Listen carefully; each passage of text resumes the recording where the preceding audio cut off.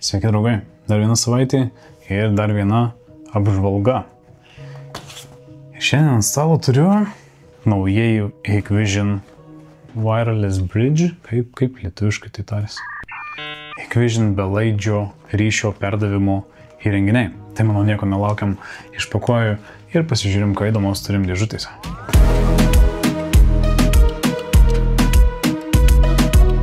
Taigi, kaip matot, turim 4 skirtingus ryšio perdavimo įrenginius, dar kitaip žinomus kaip Wireless Bridge. Tai yra įrenginiai, kurie padės jums palengvinti jūsų CCTV vaizdo stebėjimo kamerų arba tinklo įrangos montavimą. Kaip?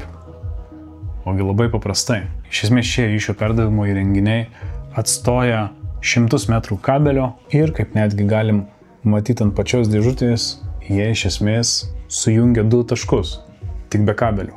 Prietaisai, galima sakyti, yra 2 skirtingi, tai 3 iš jų yra kryptiniai ir vienas yra 360 laipsnių, tai veikia visomis kryptimis. Tai iš esmės 360 laipsnių ryšio perdavimo įrenginys, idealus pasirinkimas, kuomet negalima naudoti kryptinio perdavimo ir šio kartutuvo perdavimo greitis siekia iki 867 megabitų per sekundę.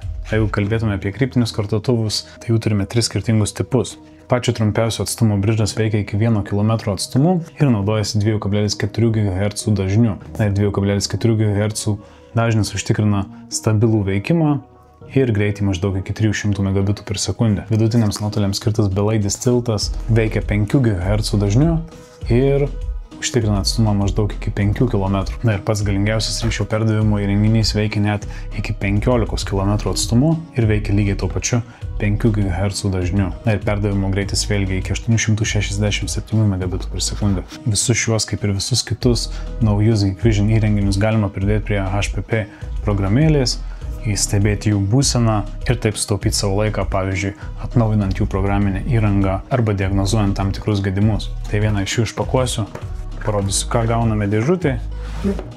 Turim greitą starto gidą, informacinius lapelius, patį belaidį ryšio perdavimo įrenginį, montavimo užtrauktukų, turim tokį PoE konverterį, na ir žinoma,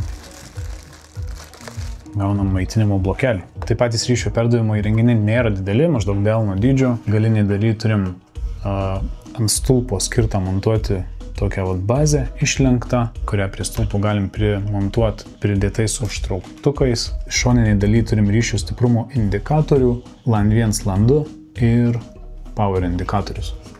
Galima nuimti dangtelį ir turim maitinimą, turim reset mygtuką ir taip pat PoE maitinimą ir LAN 1, LAN 2 ir atitinkamai čia turim keletą skirtingų pasirinkimų, kuriuos galim įjungti pagal scenarijų ir informaciją turim ant dėžutės galinės dalies. Taigi bevėliai ryšio perdavimo įrenginiai gali būti labai naudingi tose vietose, kur galbūt nėra galimybės ištiesti kabelio ir signalą reikia perduoti belaidžių būdu, tai šie prietaisai tokias problemas įsprendžia labai lengvai. Ir lygiai taip pat juos galima naudoti netgi, sakykime, didelėse sodybose, kur pastatai yra gana nutolę viens nuo kito ir, sakykime, nori turėti internetą visur. Priklausomai nuo situacijos turbūt užtektų net ir pačios silpniausio 1 km wireless bridge'ų ir tokį sprendimą galėtumėte nesunkiai įgyvendinti. Taigi turim tokius pačius naujausius Hikvision ryšio perdavimo sprendimus. Norėdami įsigyti šiuos ar kitus mano apžvelgtus Hikvision įrenginius,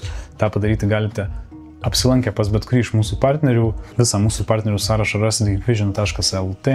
Na, o jeigu šis video buvo bent kažkiek naudingas, nepamirškite uždėti pirštą į viršų, susiprenumeruoti kanalą ir įsijungti varpelį, tokiu būdu nepraleisti pačių naujausių tokių produktų apžvalgų. Šiam kartui manau tiek ir pasimatom po savaitės. Ate.